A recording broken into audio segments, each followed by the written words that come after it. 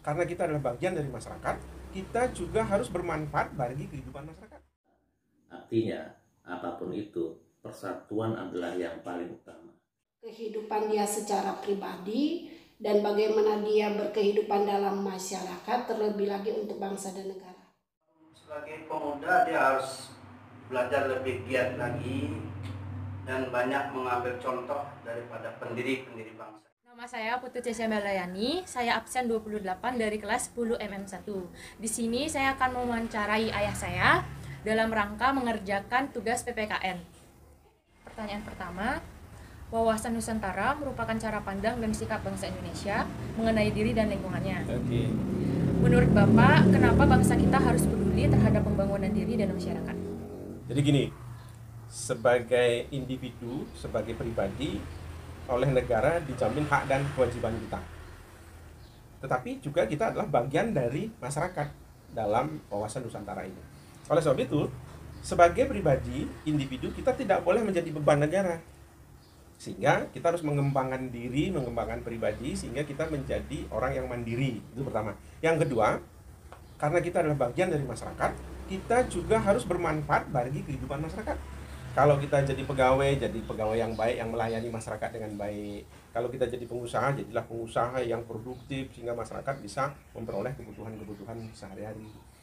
Apapun tugas kita, maka kita secara pribadi bertumbuh dengan baik, berkembang, dan secara masyarakat kita menjadi orang yang berguna bagi negara dan bangsa. Baik, terima kasih. Tadi adalah wawancara saya dan ayah saya. Semoga video ini dapat bermanfaat bagi Anda. Perkenalkan, nama saya Berlian Putri Utama dari kelas 10 MM1 nomor absen 3. Pada kali ini saya mendapatkan tugas PPKN untuk mewawancarai narasumber mengenai wawasan Nusantara. Oke, saya Sony, saya akan bantu Berlian ya untuk menjadi narasumber PPKN. Silakan. Dalam mengimplementasikan rasa peduli terhadap bangsa, objek yang paling berperan saat ini yaitu generasi muda atau siswa. Menurut Bapak, apa sih yang seharusnya generasi muda atau siswa lakukan agar jati diri dan kepribadian bangsa ini tetap terjaga keutuhannya? Generasi muda itu harus paham dan mengaplikasikan Bhinneka Tunggal Ika, biarpun berbeda-beda tetap satu, ya, yang sudah digali oleh para pendahulu bangsa. Artinya, apapun itu, persatuan adalah yang paling utama. Sekian dari wawancara saya. Terima kasih telah meluangkan waktu Bapak dan bersedia untuk menjawab seluruh pertanyaan saya. Siap.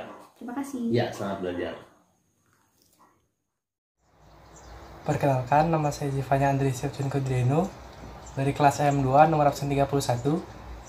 Kali ini saya akan mewawancarai orang tua saya terkait dengan tugas PPKN.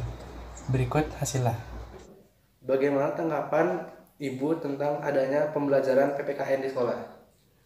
Pembelajaran PPKN di sekolah sangat penting karena dengan pembelajaran di sekolah juga itu sebenarnya hanya menambah pendidikan yang ada di dalam keluarga, ditambah lagi dengan lingkungan sekolah itu akan sangat mempengaruhi siswa tersebut untuk kehidupan dia secara pribadi dan bagaimana dia berkehidupan dalam masyarakat, terlebih lagi untuk bangsa dan negara.